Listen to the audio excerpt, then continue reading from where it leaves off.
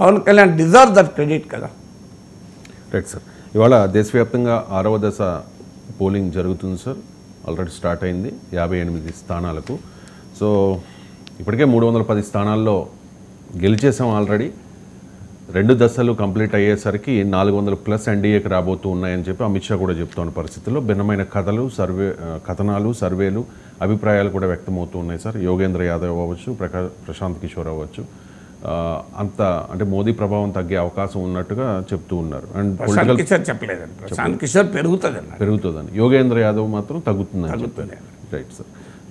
కేజ్రీవాల్ చెప్తూ ఉన్నారు రాహుల్ గాంధీ 150కే పరిమితం ఎన్డీఏ అని చెప్తున్న పరిస్థితి. కేసీఆర్ అయితే 220 వరకు రావచ్చు అని చెప్పేసి. సో 2019తో కంపేర్ చేస్తే మోదీ ప్రభావం తగ్గిందా అంటే ఇప్పుడు మీరు రకరకాల అసెస్మెంట్లు వస్తున్న మాట నిజం. రాజకీయ నాయకులు అనేది పక్క పెడదాం, వాళ్ళ అవసరాలకు అనుగుణంగా మాట్లాడతారు తప్ప ఆబ్జెక్టివ్గా మాట్లాడరు. కానీ మీరు అన్నట్టు యోగేంద్ర యాదవ్, అఫ్ కోర్స్ అందరికీ తెలుసు Yogendra Yadav anti Modi, anti BJP, but still very celebrated psephologist, very reputed political scientist. Even Prashant Kishor కూడా కరెంట్ తాపర్ ఇంటర్వ్యూలో కూడా చెప్పాడు యోగేంద్ర యాదవ్ పట్ల నాకు చాలా గౌరవం ఉంది కానీ నేను అంగీకరించిన ఆయన అసెస్మెంట్తో. సో ఆయన 70 సీట్లు తగ్గుతాయి అని అంటున్నాడు.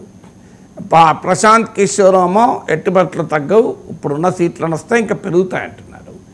ఇయాన్ బ్రెమర్ అనే అమెరికన్ పొలిటికల్ సైంటిస్ట్ 305 ± 10 అన్నాడు. సో ఇలా రకరకాల అసెస్మెంట్స్ వస్తున్నాయి.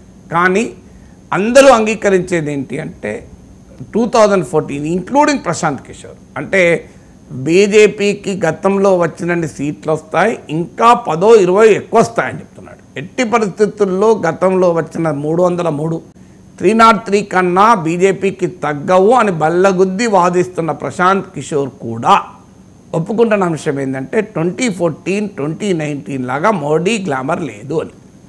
ఇక్కడ వరకు ఏకాభిప్రాయం. యోగేంద్ర యాదవ్ లాంటి వాళ్ళు మోడీ బ్రాండ్ బాగా దెబ్బతిన్నది అని అంటున్నారు. కానీ ప్రశాంత్ కిషోర్ కూడా intensity of Modi brand, intensity of support for Modi అనేది తగ్గింది, మోడీ పట్ల సానుకూల తీవ్రత తగ్గింది అనేది ప్రశాంత్ కిషోర్ కూడా ఒప్పుకుంటున్నాడు.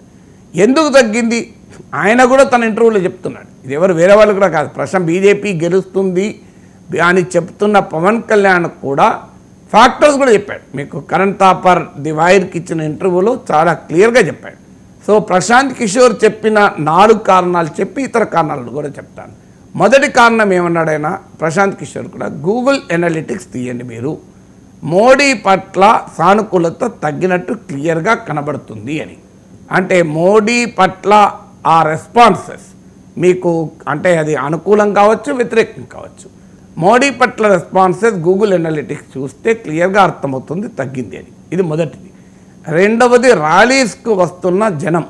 మీరు 2014, 2019లో మోడీ ర్యాలీస్కు వచ్చిన జనం, 2024లో మోడీ ర్యాలీస్కు వస్తున్న జనాన్ని మీరు కంపేర్ చేస్తే క్లియర్గా మోడీ ర్యాలీస్కు ప్రజల స్పందన, జనం సమీకరణ తగ్గింది. ఇది రెండవ ఉదాహరణ. మూడో ఉదాహరణ మోడీ ఇంటర్వ్యూస్. మోడీ ఇంటర్వ్యూలు లైవ్లు ఇవ్వడం మీరు కనుక చూస్తే అది కూడా తగ్గింది. లైవ్లు ఇవ్వడము తగ్గింది, లైవ్లో చూసేవారి సంఖ్య తగ్గింది.